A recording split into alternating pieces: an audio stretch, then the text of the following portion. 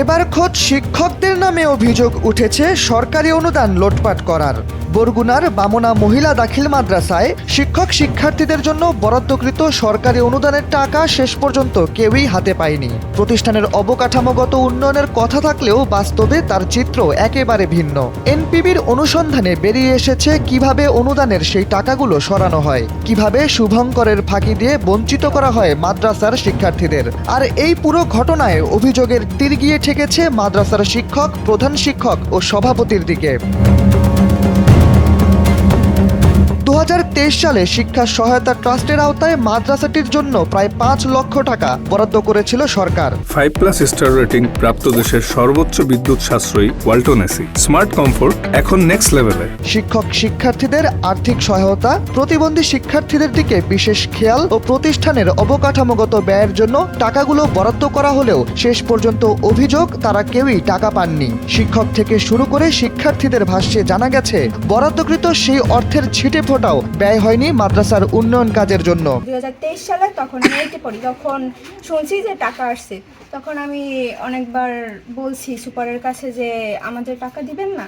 বলছে যে হ্যাঁ দিব, তোমাদের টাকা তোমরা সময় করো, তোমাদের সভাপতিকে মানে আমাকে সভাপতিকে নিয়ে আনুষ্ঠানিকভাবে তারপর তোমাকে টাকা আমরা দেব। তারপর আর কোনো টাকা দেয়নি। পরে আমি আবারও বলছি, অনেকবার বলছি, কিন্তু একটা মানুষের কাছে কয়বার বলা যায়। খোঁজ নিয়ে জানা গেছে অনুদান ব্যয়ের জন্য ওই বছর গঠন করা হয়েছিল 3 সদস্যের সাব কমিটি, কিন্তু তদন্তে দেখা যায় কাগজপত্রে যেসব শিক্ষার্থীদের নামে টাকা বিতরণ হয়েছে বলে দেখানো হয়েছে তাদের অনেকেই টাকা পাননি, এমনকি তারা কোথাও স্বাক্ষরও করেননি। আমরা শুনছি যে টাকা আসছে, কিন্তু আমরা বারবার মানে স্যারেরা আমাদের পাঠাইছে সুপারের কাছে যে তোমাদের টাকা দেওয়া হবে। পরে আমরা গেছি, কিন্তু সে বলে আমি সভাপতি আসলে তারপর তোমাদের টাকা দেব। টাকা আসছে, আমরা কোনো স্বাক্ষর দেইনি, আমাদের স্বাক্ষর নকল করা হয়েছে। আর টাকা দেওয়ার কথা বললে আমাদের আর কোনো টাকা দেয় নাই। তালিকা অনুযায়ী শিক্ষার্থীদের জন্য বরাদ্দ ছিল 75,000 টাকা এবং প্রতিবন্ধী শিক্ষার্থীদের জন্য 50,000 টাকা, সর্বমোট 1,25,000 টাকা। কিন্তু সেই টাকা কোথায় গেছে তা জানে না কেউ। এই বিষয়ে মাদ্রাসা সুপার মোহাম্মদ আলমগীর হোসেন দায় চাপান সাব কমিটির ওপর। যখন এই 5 লক্ষ টাকা আসছে, 5 লক্ষ টাকা এটা গভর্নমেন্টের টাকা যদি আমার যদি বিতরণ করতে হয়, আমি যদি তাদের কাছে দেই, তাহলে আমার তো স্বচ্ছতার প্রয়োজন আছে। এই অধিকতার স্বচ্ছতার জন্য আমি তাৎক্ষণিকভাবে একটা কমিটি রেজলিউশন করি, 3 সদস্য একটা কমিটি বানাই দিছি। কারণ কমিটির কথা নাই, আমি স্বচ্ছতার জন্য বলছি কথাটা, কমিটির বিধান নাই।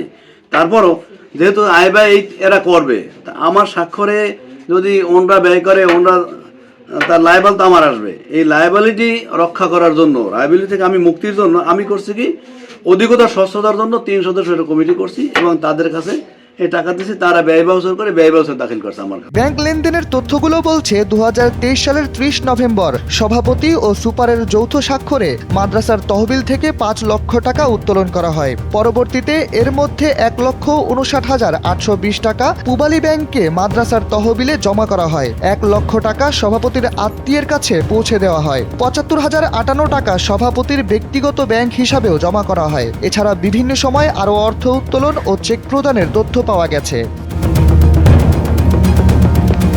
শিক্ষকদের অভিযোগ, শুধু শিক্ষার্থীদের নয়, শিক্ষকদের জন্য বরাদ্দকৃত অর্থ তাদের হাতে পৌঁছয়নি। এদিকে সব অভিযোগ অস্বীকার করেছেন মাদ্রাসার সভাপতি মোস্তাফিজুর রহমান। তিনি জানান এগুলো তথ্যগত ভুল, বিষয়টি বিভিন্ন পর্যায়ে তদন্ত হচ্ছে। তিনি কোনো টাকা আত্মসাৎ করেননি। তবে অনুসন্ধানের এক পর্যায়ে প্রশ্নের মুখে পড়ে মাদ্রাসার সুপার প্রথমে ক্যামেরার সামনে সব অভিযোগ অস্বীকার করেন, কিন্তু ক্যামেরা বন্ধ করে রাখার শর্তে তিনি অনেক কিছুই তখন বলে ফেলেন। আপনি চাকরি করেন, আপনার ঊর্ধ্বতন কর্তৃপক্ষ আপনার যদি প্রেশার গেছে, তখন কিছু করার নাই, তখন তো বিকল্প লাইন খোঁজে। এই বিকল্প লাইন খুঁজে ওই জায়গায় গেছি আমি তো স্বেচ্ছায় করি নাই। এই টাকাটা আনছি আমি তদবির করিয়া। আনার পরে যখনই টাকা আসে নাই বলছি হ্যাঁ আইছে, সোনালী ব্যাংকে যখন আসছে টাকা, তখন খুব ভালো, তখন খাতোয়ারি ব্যয় হবে। যখনই টাকাটা আসছে দিয়েছে, এই দেখেন সকালে আমার একটা স্বাক্ষর করে থুই গেছে, ব্ল্যাঙ্কে স্বাক্ষর করতে হয়ে গেছে। এই আমার মামাতো ভাই সুজানের চেক আছে, চেকটা দেন কেন না, চেকটা আমার উড়ে নিতে কইছে। হ্যাঁ সভাপতি চেক দাও, আমার চেক দিতে আমি তো রাখতে পারি না, বুঝলেন কথাটা। কেন এই একবার বাড়ি লেহারা এই নেই, তখন আওয়ামী লীগের সহসভাপতি লেহার ভাই হে হলে চাকরি করে বোর্ডে, বুঝছেন, আমাদের হাত পাও বাধা, বললেই তো হবে না। শিক্ষার্থীদের জন্য বরাদ্দকৃত সরকারি অনুদানের হেরফের নতুন কিছু নয়, তবে এই ঘটনার সত্যতা যদি প্রমাণিত হয় তাহলে প্রশ্ন উঠবে শিক্ষা প্রতিষ্ঠানগুলো কেন দিন দিন দুর্নীতির আশ্রয়স্থলে পরিণত হচ্ছে। এ বিষয়ে ক্যামেরার সামনে কথা বলতে রাজি না হলেও তদন্ত করে ব্যবস্থা নেওয়ার আশ্বাস দিয়েছেন জেলার অতিরিক্ত শিক্ষা প্রশাসক। শাহরিয়ার আহমেদ, NPB।